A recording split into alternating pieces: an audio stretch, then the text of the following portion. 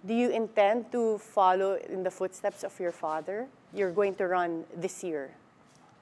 Kung ako po ay tatanungin, kasi I've been on the sidelines for the last 20 years, assisting my father as his chief of staff.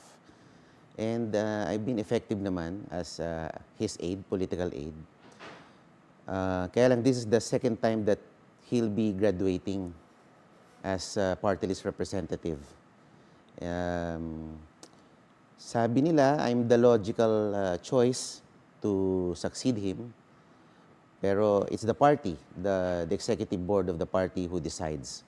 A lot of people don't know your personality compared to your father. If you were to be elected in Congress as a party list nominee, will you have similar views or the same character as your father?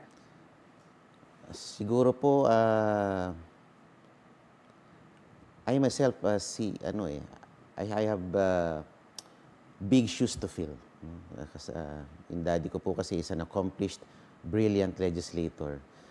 Pero tingin ko po, hindi ko susundan yung kanyang estilo. Dahil yung baka hindi ko kaya yung ganun yung pagiging controversial. Siguro I will take the quieter path. No, siguro iba siguro pong magiging diskarte ko pag ako po ay pinalad na maupo bilang representante ng aming partido. So I guess, did you take after your mom as well?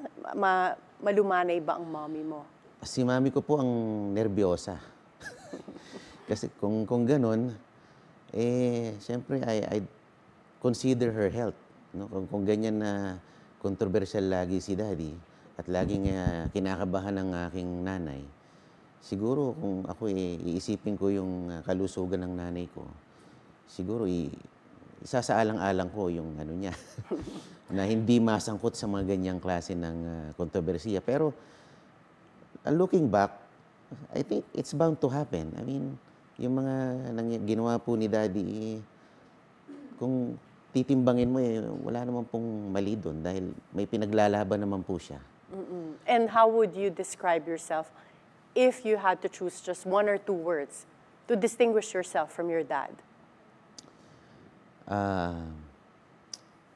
I'm the cooler version of my dad.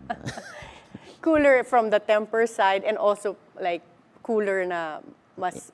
In all aspects siguro.